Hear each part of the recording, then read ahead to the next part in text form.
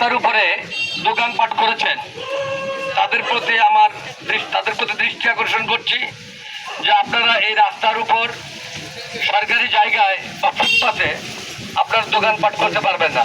সরকারি রাস্তা আর ফুটপাত দখল করে ব্যবসা আর না, অবৈধ দোকান উচ্ছেদে এবার সরাসরি রাস্তায় নেমে মাইকিং শুরু করেছে পুলিশ।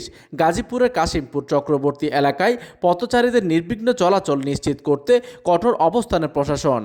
আগামীতে যেন কোনোভাবেই ফুটপাত ও রাস্তায় দোকান বসানো না হয় সে বিষয়ে এলাকায় সরাসরি মাইকিং করে চূড়ান্ত সতর্কবার্তা দেওয়া হয়েছে। অভিযোগ ছিল এইসব ফুটপাত দখল করে ব্যবসাকে কেন্দ্র করে প্রভাবশালী একটি মহল নিয়মিত চাঁদা আদায় করছিল।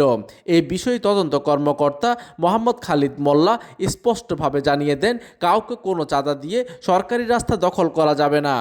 সরকারি রাস্তার উপরে দোকানপাট করেছেন তাদের প্রতি দৃষ্টি আকর্ষণ করছি যে আপনারা এই রাস্তার উপর সরকারি জায়গায় বা ফুটপাতে আপনার দোকানপাট করতে পারবেন না।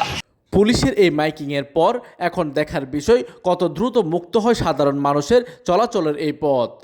প্রতিনিধির তথ্য ও পাঠানো চিত্রে ডেস্ক নিউজ, দিগন্তের বার্তা 24, গাজীপুর।